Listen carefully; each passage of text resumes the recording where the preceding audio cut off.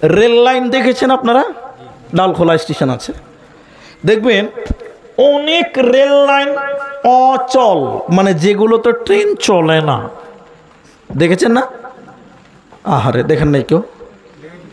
দেখেছেন? বাস শুনুন তো, এক ফকির এদিকে দেখেন, এগুলো উপন্যাস।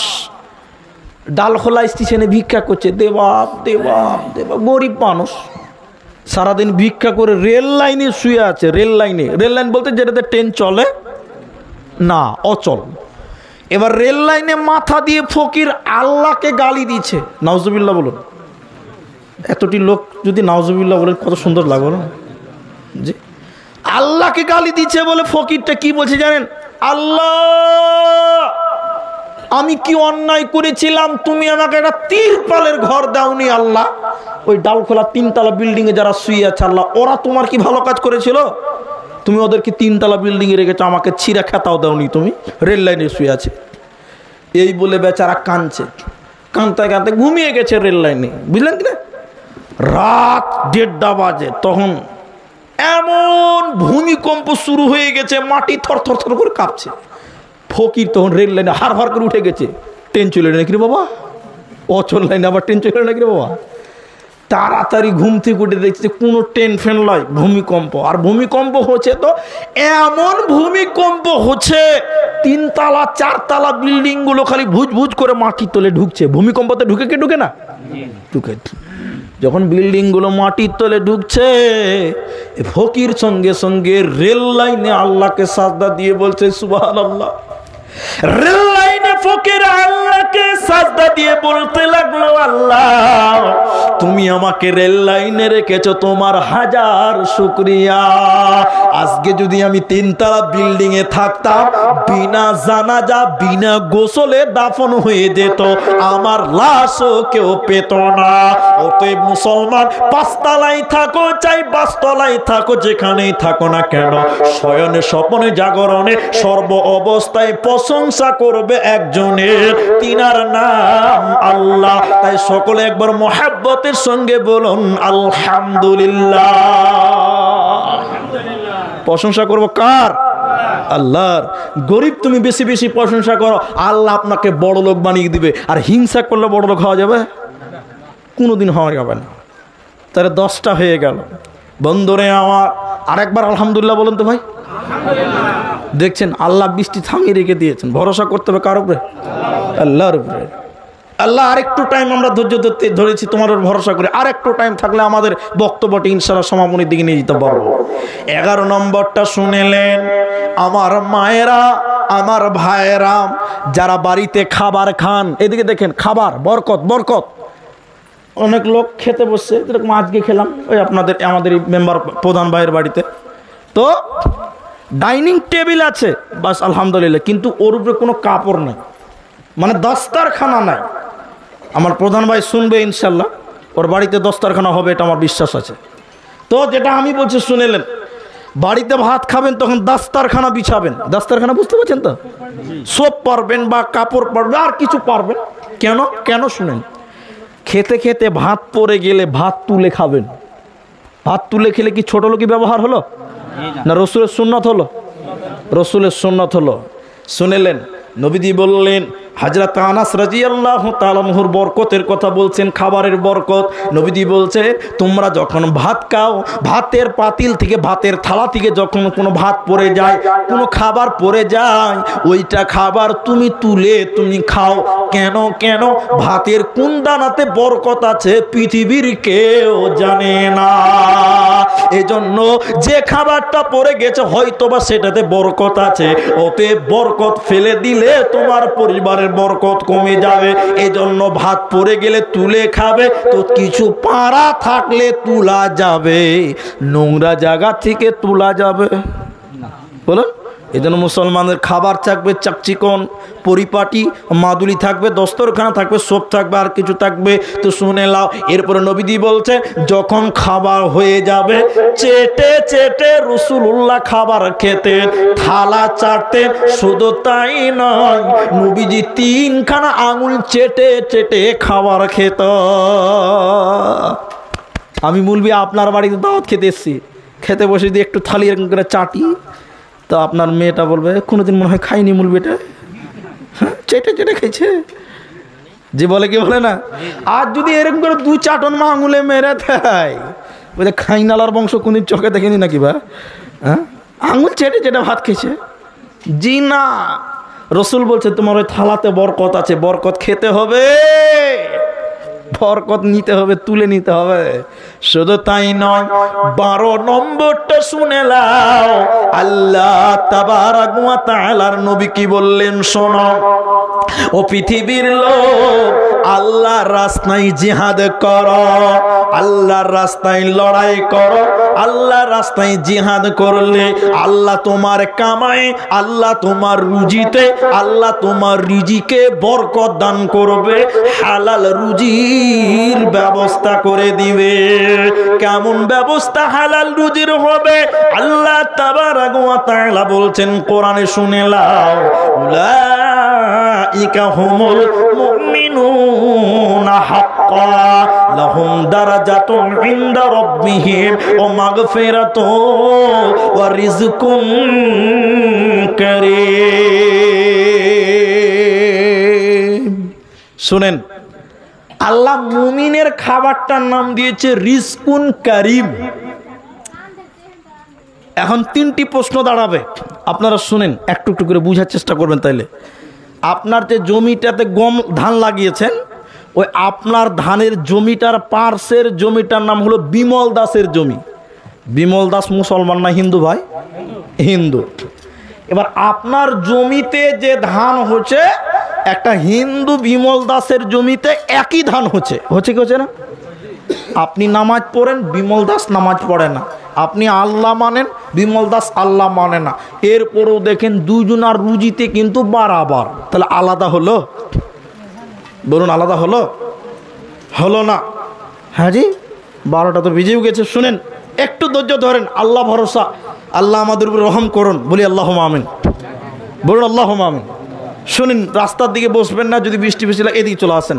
তা আমি যেটা বলছিলাম, রিজকুন কারীম, এই শব্দটার উপর আপনাকে 2 মিনিট বুঝাবো, বেশি নয়, 2 মিনিট। তাহলে একটা হিন্দুর জমিতে যে ফসল হচ্ছে, আপনার জমিনে একই ফসল, তাহলে পার্থক্য কোন জায়গাতে? মৌলভী সাহেব, আমি আল্লাহ মানি, ও আল্লাহ মানে না, আমি নামাজ পড়ি, ও নামাজ পড়ে না, তারপরেও কেন পার্থক্য হলো না? এটা বুঝতে হবে। শুনেন, আমি একটা দোকান করি, দোকান, জি, উদাহরণটা ভালো করে শুনেন। তো একদিন আমি খাসির মাংস নিয়েছি, খাসির মাংস আপনাদের কত করে দাম? 700 টাকা। 700 টাকাতে 1 কেজি খাসির মাংস নিয়েছি। 3 মাস খাসির মাংস খাইনি, বুঝার জন্য বলছি। এটা খুব জি লালিয়েছে তাই নিয়েছি। দোকান বন্ধ করে স্ত্রীকে দিয়েছি, এটা রান্না করো, আমি একটু জমি থেকে আসি। তা আমার স্ত্রী রান্না করছে, তো আমি জমি টমি থেকে দেখে এলাম, তো গোসল করলাম। তো আমার স্ত্রী বলছে নাস্তা করে এলাম। বলে নাস্তা খাবো না, একবারে দুপুরে খাসির মাংস দিয়ে ভাত খাবো। কতদিন খাইনি। এবার জোহরের নামাজ পড়ে এলাম, কইজি? তো স্ত্রী বলছে হ্যাঁ রান্না হয়ে গেছে, আপনি বসেন, আমি খাবারটা নিয়ে আসি। এবার আমি বসলাম, দাস্তারখানা রেডি হয়ে গেছে, পানি রেডি হয়ে গেল, ভাত রেডি হয়েছে, আর হাঁড়ি থেকে খাসির মাংসটা নামিয়ে রেখে দিয়েছে। তা আমার স্ত্রী বলছে তুমি একটু বসো, আমি কল থেকে খালি পানিটা নিয়ে আসছি। পানি আনতে গেছে, এমন সময় একটা কুকুর এসে ওই হাঁড়িতে মুখ দিয়ে দিয়েছে, মাংসর হাঁড়িতে। কেমন লাগবে? সব সুখ শেষ, সব আনন্দ মাটি হয়ে গেল। ভাতই খাবো না, ভাত ছেড়ে দিয়ে চলে গেলাম। বিকালে যে দোকানটা শাটার খুলছি, দেখছি সালা ওই কুকুরটাই ফের আমার দোকানের সামনে। আরও রাগ উঠবে কি উঠবে না ভাই? তুই ফের সকালবেলা 700 টাকার মাংস, বিকালবেলা আবার দোকানে এসে ঘরের জামাই। তখন দোকানি বলছে থাম, তোকে দেখছি। একটা ভালো 42 টাকা দামি ব্রিটানিয়া কেক, কি করেছে? কেক বের করেছে, ব্রিটানিয়া কোম্পানি, 42 টাকা একটা কেকের দাম বের করেছে, কুকুরটাকে খেতে দিবে। কেন? ওটা জামাই হলো? সকালে খাসির মাংস, দুপুরবেলা কেক? না, কেকটা যখন খালি বের করেছি, আমার বেটা বলছে আব্বু আমিও খাবো। তো কেকের আধখান্ডি আমার বেটাকে দিলাম, আর আধখান্ডি কুকুরকে দিছি, খা।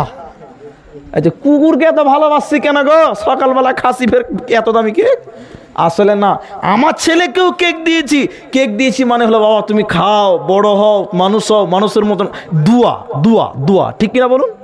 আর কুকুরকে কেক দিচ্ছি তার মানে কি জানেন? পেছনে লাঠি রেডি আছে, তুই খালি একবার মুখ দে, তোর বাটাম রেডি করে দিব একদম। যে তুই খালি মুখ একবার দে, কুকুরটাকে বুঝি, তুই খালি একবার মুখটা দে, তুই কত মজা আছে, তোর খাসির মাংস সুদে আসো বার করবো আজকে। ছেলেটাকে কেক দিলাম, খাও, মুখে দোয়া, অন্তরে দোয়া। আর কুকুরটাকে দিলাম, তুই খালি মুখ দিয়ে লে, বাটাম রেডি আছে। জি, আল্লাহ তাবারাক ওয়া তাআলা তামাম পৃথিবীতে রিজিক ঢেলে রেখে দিয়েছে। আল্লাহ বলছে তোরা রিজিককে অন্বেষণ কর। তামাম পৃথিবীতে আল্লাহ রিজিক ঢেলে দিয়েছে। এখন রিজিক তো আল্লাহ দিয়েছে বুঝে নিলাম, একই রিজিক মুসলমান পাচ্ছে, একই রিজিক অমুসলিম পাচ্ছে। আপনার জমিতে যে ধান হচ্ছে, পাশের জমির বিমল দাসের জমিতে একই ধান হচ্ছে, তাহলে দুইজনের মধ্যে পার্থক্য কোন জায়গাতে? পার্থক্য ওই জায়গাতে একটা কেক আমার ছেলে খেলো এবং কুকুর খেলো, দুটির মধ্যে পার্থক্য কি? ছেলে খেলো, বাবা তুমি বড় হও, মানুষ হও, তুমি ভালো জ্ঞানী হও, এটা হলো ছেলের খাবার, মানে মানুষের খাবার, মুমিনের খাবার। আর কুকুরের খাবার খাবাটাম রেডি আছে। আজকে তামাম পৃথিবীতে কাফের মুশরিকেরাও তারা রুজি গ্রহণ করেছে, আল্লাহর দেওয়া রিজিক তারা গ্রহণ করছে, ওদের খেতে দিচ্ছে। এর মানে আল্লাহ বলছে খা, জাহান্নাম রেডি আছে। তার মানে রিজিক সবাই পাবে, কিন্তু রিজিকে বরকত সবাই পাবে না। কথা বুঝতে পারলেন? রিজিক সবাই পাবে, রিজিকে বরকত কিন্তু সবাই পাবে না। এজন্য মনে রাখতে হবে, আপনাকে আমাকে বরকত নিতে হবে। তাহলে বরকত কোন জায়গা থেকে পাওয়া যাবে? হযরতে জাবের রাদিয়াল্লাহু তাআলা আনহু তিনি বলছেন, যখন তুমি বাড়ি ঢুকবে, তখন বাড়িতে ঢোকার সময় সালাম দিয়ে বাড়ি ঢুকবে। আর যখন খাবার খাবে, আল্লাহর নাম নিয়ে খাবার খাবে। কি হবে? বরকত থাকবে, শয়তান খেতে পারবে না। একটু দেখেন, আপনাকে দেখাই, এদিকে দেখেন ভাই, 12টা বেজে গেছে, তারপরেও আপনাদেরকে অনুরোধ করছি একটু একখাল হন, আমার দিকে অ্যাটেনশন হন। বাড়িতে ঢুকছেন, আসসালামু আলাইকুম রহমতুল্লাহ, কে কে বাড়িতে ঢোকার সময় সালাম দেন? একটু হাত তোলেন ভাই। আল্লাহু আকবার, একটা হাত তুলেছে, ওইদিকে একটা আছে। বাড়িতে ঢোকার সময় সালাম কেউ দেন না গো, অভ্যাস করেন, অভ্যাস করেন। শুনেন, এদিকে বাস 2-4টা হাত এদিকেও আছে, এদিকে দেখেন। আমি আমার বললাম তো, আমার ফ্যামিলি নিয়ে আপনাদের এই বোরগাছি গ্রামে এসেছি, যেটা আপনাকে আমি বলছি। আমি নামাজ পড়ে বাড়িতে ঢুকে সালাম দেই, এবং আমার ছেলে এখনো বুঝে না, 2.5 বছর বয়স হয়নি, সালাম শুনে হাত বাড়িয়ে এসে মুসাফা করে। এই যে একটা অভ্যাস, শিষ্টাচার শিখছে কি শিখছে কেনা? আর আল্লাহ নবী কি বলছে? বাড়িতে ঢোকার সময় যদি সালাম দেন, শয়তান বলে এই বাড়িতে থাকার জায়গা পেলাম না, পালা। শয়তান বাড়িতে থাকতে পাবে? আর খাওয়ার টাইমে যদি আপনি বিসমিল্লাহ বলেন, আল্লাহর নাম দিয়ে খান, নবীজি বললেন শয়তান তখন বলে এই বাড়িতে থাকারও পেলাম না, এই বাড়িতে খাবারও পেলাম না, এই বাড়িতে থাকার পেলাম না, এই বাড়িতে খাবারও পেলাম না। এজন্য মুসলমান বাড়িতে শয়তান তাড়িয়ে দেন, বরকত নিয়ে আসেন। শয়তান তাড়িয়ে দেন, বরকত নিয়ে আসুন। বাড়িতে ঢোকার সময় সালাম দিবে, আর খাবারের শুরুতে আল্লাহর নাম স্মরণ করবেন। আল্লাহ শয়তান বাড়ি থেকে বিতাড়িত করবে, আর বাড়িতে বরকত নাজিল হবে। শেষ যেটি আলামত, ও বোরগাছির মায়েরা, যুবকেরা, বৃদ্ধরা যারা আছেন, এটাই শেষ আলামত আপনাদের সামনে বলছি, একটু এক খেয়াল হবেন। আল্লাহ কোরআনটা বলছেন এটা হলো বরকতময় কিতাব, আল্লাহর কালাম হলো বরকতময় কিতাব। এজন্য কোরআন হলো বরকতের কিতাব। যে ঘরে কোরআন তেলাওয়াত হয়, যে বাড়িতে কোরআন তেলাওয়াত হবে, ওই বাড়িতে আল্লাহ বরকত নাজিল করবে, কারণ কোরআনের নাম বরকত। আনজালনাহু মুবারাকান, আল্লাহ কোরআনে স্পষ্ট করে বলেছেন যে কোরআনটা হলো বরকত। কিন্তু দুঃখ লাগে, কষ্ট লাগে, আজকের মুসলমানদের বাড়িতে কোরআন আওয়াজ খুব কম শোনা যায়, ঠিক না বলুন? যারা যুবক ছেলে আছেন লজ্জা করবেন না ভাই, এই একটা শুনতে কি আপনাদের খুব কষ্ট হয়েছে? 12টা বেজে গেছে, আমিও জানি। একটা শুনেন ভাই, আধা ঘন্টা টাইম বসে না, আধা ঘন্টা। যারা বাপজিরা 12টা বেজে গেছে চলে যাচ্ছে না, আমরাও চলে যাব, 12টার পরে জালসা ভালো লয়, আমরাও জানি। আর আধা ঘন্টা টাইম আপনারা দেন, আধা ঘন্টা দেবেন ভাই, দেবেন ইনশাল্লাহ? বলুন বাপজি, আর আধা ঘন্টা টাইম বসেন, আধা ঘন্টা পরে চলে যাবেন, বসেন আল্লাহ রাস্তায় বসেন, আধা ঘন্টার পরেই চলে যাবেন, যান, আপনাদেরকে আর রুখবো না।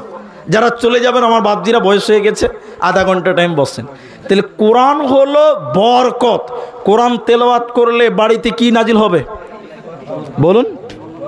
এখন আপনারা যতটি মানুষ এখানে আছেন, কে কে কোরআন পড়তে পারেন বলেন? হাত তোলেন, লজ্জা করবেন না, হাত তোলেন। বাস বাস বাস বাস, তালবিল ইলমেরা তো পারে, বাস নামান। বাকি যারা তুললেন না, তার এক মানে তারা কোরআন পড়তে পারেন না। আল্লামা দেলোয়ার হোসেন সাঈদী রাহেমাহুল্লাহ মারা গেছেন, আল্লাহ যেন তাকে জান্নাতের উচ্চ মাকাম দান করে বলি আল্লাহুম্মা আমিন। তিনি এত কোরআনের জ্ঞান রাখতেন, মানে কোরআনের এমন মধুর বায়ান করেছেন, একটা কঠিন হৃদয়ের মানুষ তার কোরআন শুনলে, তার বায়ান শুনলে তার মনটা নরম হয়ে যেত, বলুন সুবহানাল্লাহ। তার কি জাদু ছিল তার বায়ানে। আল্লাহ তুমি তাকে জান্নাতের উচ্চ মাকাম দিও, আরেকবার বলুন আল্লাহুম্মা আমিন। তো তিনি বলছিলেন, যারা কোরআন জানেন না, বরকত নিতে পাচ্ছেন না, আমার বাপজিরা আধা ঘন্টা টাইম এই আলোচনাটা শুনেন। এখানে কত আছে? 1000 টাকা দিয়েছে বললাম না, ঠিক আছে, শুনে নিন এই কথাটা। একটা লোক সারা জীবন কোরআনের বিরুদ্ধে আচরণ করলো, সারা জীবন কোরআনের বিরুদ্ধে বললো, চললো, কোরআন মানলো না। এই লোকটা মরে গেছে। ওই লোকটার মৃত ব্যক্তির চারি সাইডে যদি কোরআন তেলাওয়াত করে কোনো লাভ হবে বলুন? কোনো লাভ হবে? মানুষ কত বোকা! যে লোকটা কোরআন মানলো না, কোরআনের বিরোধিতা করলো, ওই লোকটা মরেছে, তাকে কোরআন শোনাচ্ছে। কোরআন মরা মানুষের জন্য? জি না, জি না। শুনেন, এবার আপনাকে বলি, কোরআন যারা জানেন না তাদেরকে বলছে, শুনেলেন। এক প্রফেসর নয়, 3 জনের ভিতরে একজন খুব শিক্ষিত মানুষ। উনি গেছেন দার্শনিক, নদীতে যাচ্ছেন, নদীতে ভ্রমণ করছেন, নদীতে। তো ভ্রমণ করতে করতে দার্শনিক তো উনি বলছে কি করা যায়, দার্শনিক মানুষ, ওর মুখ তো আর বন্ধ থাকবে না, বলছে কি করা যায়, মুখ খোলার জন্য খালি ফিসফিস করছে, তো কি গল্প করবে দার্শনিক।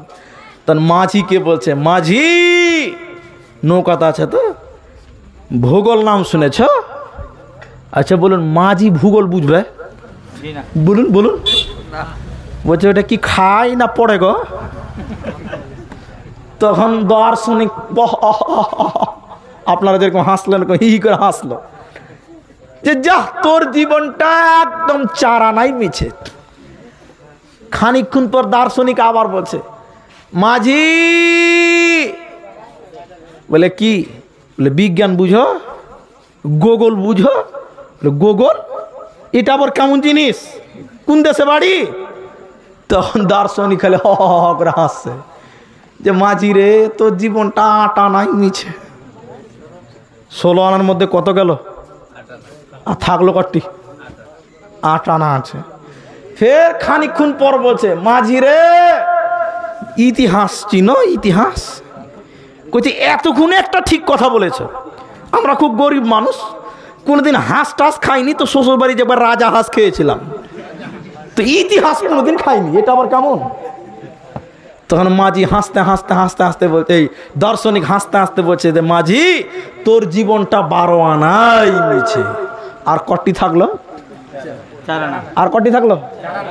4 আনা মাত্র মাঝির বেঁচে আছে, বাকি 12 আনা শেষ। এমন সময় এমন কালো মেঘ উঠেছে, বিজলি চমকাচ্ছে, নৌকা খালি নদীতে এরকম এরকম এরকম এরকম করছে, আর বিজলি চমকাচ্ছে, নৌকা ডুববো ডুববো অবস্থা। এমন সময় এই দার্শনিক মাঝিকে বলছে, মাঝি, নৌকা ডুববে নাকি?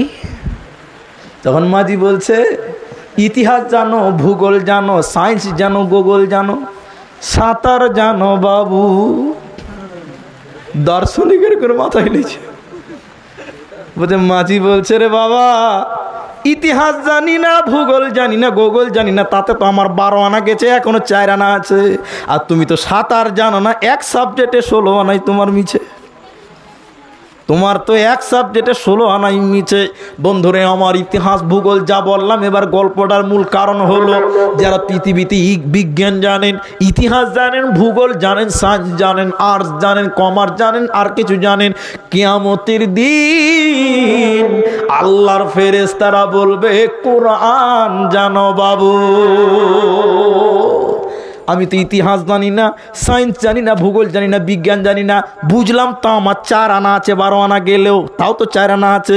যেদিন আজরাইল বলবে, যেদিন কিয়ামতের ঝড় উঠবে, সেদিন যখন ফেরেশতারা বলবে, কোরআন জানো বাবু, সেদিন যদি বলেন জানি না, তাহলে আপনার জীবন 16 আনাই মিছে। কারণ কিয়ামতের দিন যে লোক কোরআন জানবে না, ওই লোক কোনোদিন কামিয়াব হতে পারবে না। তাহলে কোরআন জানলে কিয়ামতের দিন লাভবান হবেন। শুধু তাই নয়, এই দুনিয়াতে লাভবান হবেন কি, আপনার বাড়িতে বরকত নাজিল হবে। এই জন্য আল্লাহ কোরআনে বলেছে, আকিমিস সালাত দুলুকিস শামসি ইলা ওয়াসতাকিল লাইল ওয়া কুরআনাল ফাজর ইন্না কুরআনাল ফাজরি কানা মাশহুদা। যারা 5 ওয়াক্তের নামাজ কায়েম করে আর সকাল সন্ধ্যা কোরআন তেলাওয়াত করে, কানাত মাশহুদা, এদের জন্য কাল কিয়ামতের দিন কোরআন সাক্ষী দিবে। সুবহানাল্লাহ বলুন। কোরআন কিয়ামতের দিন আপনার সাক্ষী দিবে। আর যার ব্যাপারে কোরআন সাক্ষী দিবে, ওই লোক জাহান্নাম যাবে। জোরে বলুন, জাহান্নাম যাবে। কোরআন আপনার ব্যাপারে আল্লাহর সামনে কথা বলবে, আল্লাহ তোমার এই বান্দা কোরআন তেলাওয়াত করেছে, তাহলে কিয়ামতের দিন এই কোরআন আপনাকে কামিয়াবি এনে দিতে পারে। শুধু তাই নয়, আপনার বাড়িতে আল্লাহ সুখ দিবে কোরআনের মাধ্যমে, শান্তি দিবে কোরআনের মাধ্যম দিয়ে। এই জন্য কোরআন শিখবেন, নিজে কোরআন শিখাবেন ছেলে মেয়েদেরকে। আর বাড়িতে রুলস তৈরি করে দেন, নিয়ম তৈরি করে দেন, যেটা আমাদের ভাই আব্দুর রহমান আদেশ করে গেছে। ছেলেরা স্কুলে পড়ে, কলেজে পড়ে, মক্তবে পড়ে, প্রাইমারিতে পড়ে, হাই স্কুলে পড়ে, যে স্কুলের সিলেবাস পড়ে না কেন, সকাল সন্ধ্যা সবটি সিলেবাস নিয়ে বসে সর্বপ্রথম না হলেও 15 মিনিট কোরআন পড়তে হবে। কি পড়তে হবে? কোরআন পড়বে, তারপর অন্য অন্য বই পড়বে। তাহলে বাড়িতে শান্তি, বরকত নাজিল হবে। বলুন সুবহানাল্লাহ। কোরআনটা মেন। মাদ্রাসায় যান, ইনারা মাদ্রাসা শিক্ষক, মাদ্রাসাতে 8টা 10টা 12টা 60টা করে সাবজেক্ট আছে, কিন্তু যে সাবজেক্টই থাকুক না, প্রথমে নুরানি ছাত্রদেরকে কায়দা শেখানো হয়। দার্সে যারা নিজামিয়াতে আদনা আলিফ বায়ে পড়ে, এদেরকে প্রথমে হয়তো কোরআন তরজমা পড়ানো হচ্ছে, অথবা নাজেরা পড়ানো হচ্ছে, অথবা হিফজ করানো হচ্ছে। আর যারা বড় জামাতে পড়ে, যারা হাদিসের কিতাব পড়ছে, ওদেরকে দেখেন কোরআনের তাফসির পড়ানো হচ্ছে। যে বই পড়ো না কেন, সকাল সন্ধ্যা সর্বপ্রথম তেলাওয়াত করতে হবে কোরআন। কি তেলাওয়াত করতে হবে? আল্লাহ বলছেন 5 ওয়াক্তে নামাজ পড়বে, সকাল সন্ধ্যা কোরআন তেলাওয়াত করবে, কানাত মাশহুদা। আল্লাহর কোরআন কিয়ামতের দিন তার জন্য সুপারিশ করবে, সাক্ষী হবে। বলুন সুবহানাল্লাহ। এত বড় বরকত আপনি নিতে পারবেন আমার ভাইরা। পরিশেষে আপনাদেরকে এই 15টা বরকতের এবং রিজিকের ব্যাপারে কথা বললাম। সার্বাঙ্গীন দিক থেকে কেউ দাদা আল্লাহু আকবার, কয় মিনিট? আধ ঘন্টা হয় ভাই, এখনো তো আধ ঘন্টা হয়নি। দাদু বসেন বসেন। আল্লাহু আকবার, 10 মিনিট হয়নি, উঠিয়েছে জি। আধা ঘন্টা আমি তো ঘড়ি দেখে বলেছি জি। আমরা আধা ঘন্টা বসবো।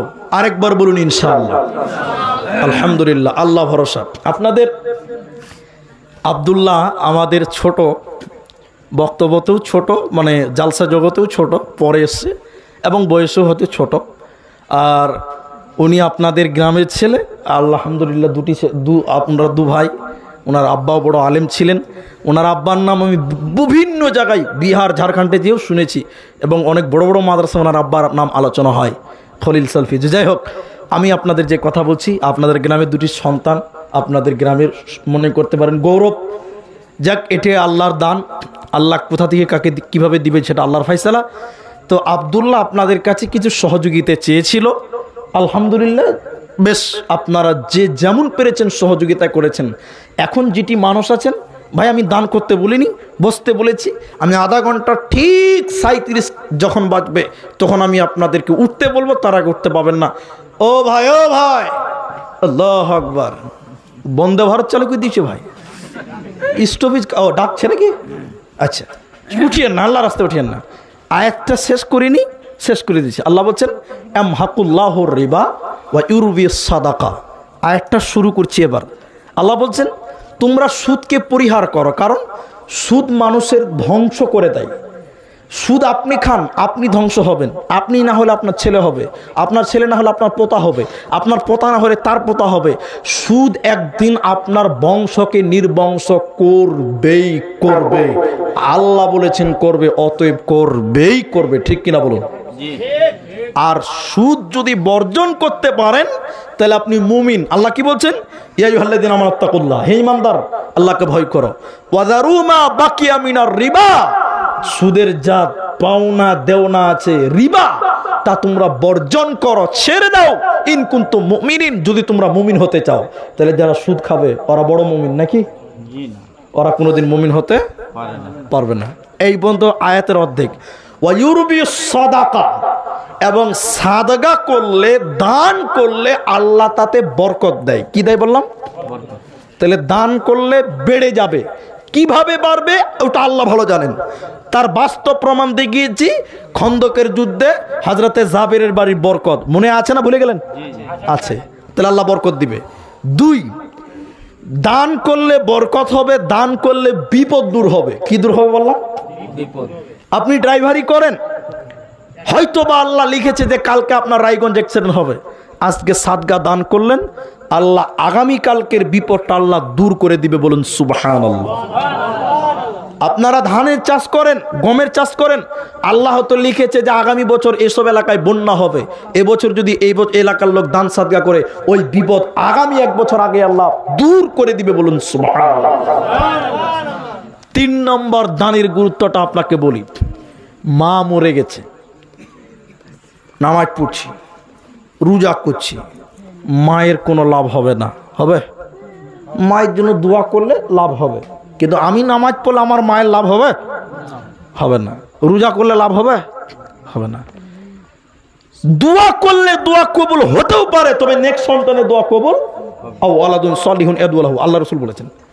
কিন্তু শুনেলেন সুবহানাল্লাহ, কেউ যদি মৃত ব্যক্তির জন্য দান করে, দেখেন দেখেন দেখেন, আল্লাহ রাসূল বলছেন সঙ্গে সঙ্গে তার মা বা প্রতিবেশীর যাদের জন্য দান করেছে ওদের কবরের শাস্তি বন্ধ করে দেওয়া হয়। বলুন সুবহানাল্লাহ।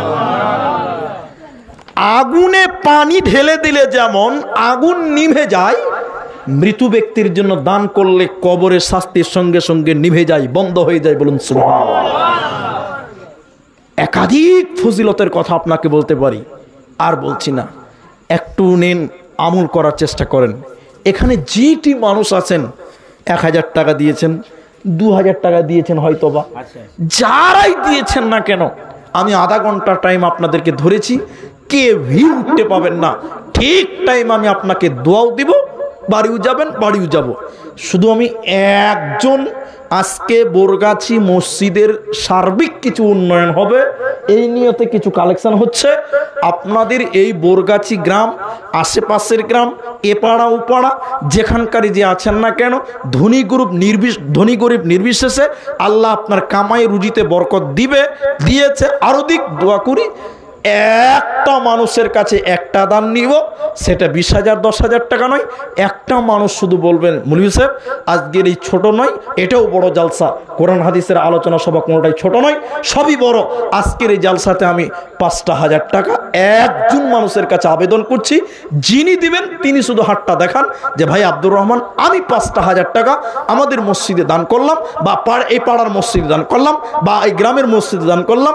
আল্লাহ আপনার আগামীর বিপদ, আল্লাহ আপনার মা বাবার কবরের শাস্তি, আল্লাহ আপনার রুজি রোজগারে বরকত দান করবে। এরকম একটা মানুষ বিশ্বাস করে 5,000 টাকা দেবেন, এরকম একজন মানুষ হাতটা তোলেন। একজন মানুষ, বরগাছির মানুষ, কোনো মূল্য নেই, মরে যাবেন সব পড়ে থাকবে। আফসোস করবেন যদি 5,000 টাকা দিতাম, আল্লাহ কাজে লাগতো। মরার সময় বড় বড় করে তাকিয়ে দেখবেন, আহ কত কষ্ট করে কামাই করেছি, খেতে পারলাম না, বাড়ি করেছি সাদের বাড়ি পড়ে রইল। আবার কোনোদিন আসলে মৃত্যুর যন্ত্রণা নিয়ে আলোচনা করব, মওত সম্পর্কে আলোচনা করব। মানুষ মরার সময় বড় বড় করে তাকিয়ে তাকিয়ে থাকে, থাকে না? থাকে না গো? বড় বড় করে দেখে, আহারে বাড়ি, আহারে সংসার, টাকা পয়সা কি মূল্য আছে, সব পড়ে থাকবে। একটা মানুষ 5,000 টাকা দেবেন, এই মাঠে, এই পাড়াতে, এই মসজিদটার জন্য দেবেন, এরকম একটা লোক কেউ পারবেন না? যুবক ভাইরা, জি একটা লোক আপনি দিবেন? আসেন এদিকে, আসেন আসেন না, আপনারা কেউ উঠবেন না বাকি। আমি একটা লোক 5,000 টাকা চেয়েছি, আলহামদুলিল্লাহ। আপনি দিবেন? আল্লাহু আকবার। একটু উঠে আসেন, একটু কষ্ট করেন। আমি আপনার 1 পয়সাও বাড়াবো না, আপনি নির্ভীক থাকতে পারেন। অনেকেই ভাবছেন যে বক্তার কাছে গেলেই হাত ধরে নেবে। কি নাম? ইলিয়াস। মাশাআল্লাহ, মোহাম্মদ ইলিয়াস। মা বাবা আছে? মারা গেছে। আল্লাহু আকবার। মোহাম্মদ ইলিয়াস, আমি দোয়া করব, মা বাবা মারা গেছে, এর আগে ধানও দিয়েছে, 5,000 টাকা দেবেন। আল্লাহ তুমি তার মা বাবার কবর শাস্তি মার্জনা করো, বলি আল্লাহুম্মা আমিন।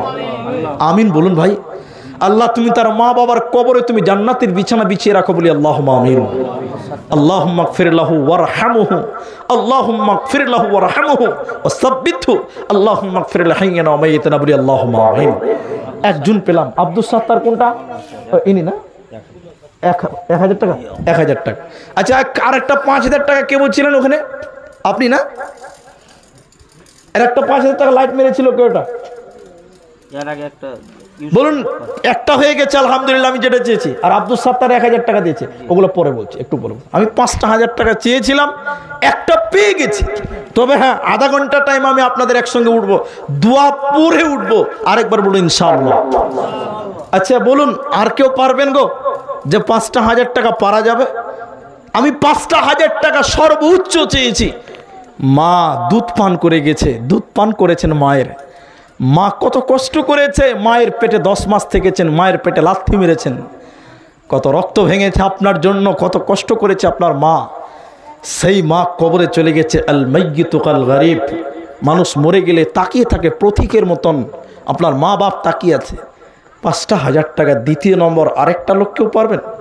কোন আল্লাহর ভাই, আল্লাহর বান্দা কে আছেন? আমার ভাই, যদি পারেন তো চট করে বলুন, আমি আপনাদের সবারই জন্য দোয়া করব। ভাববেন না যে আমাদের জন্য দোয়া হবে না, না, সবার জন্য দোয়া হবে। তবে হ্যাঁ, আজকের এই জালসাতে আমার মোহাম্মদ ইলিয়াস তিনি দিলেন 5,000 টাকা, এবং এর আগেও 1 মণ দিয়েছেন। কিন্তু এখানে অনেক লোক আছেন, অনেক মানুষ পয়সাওয়ালাও আছেন।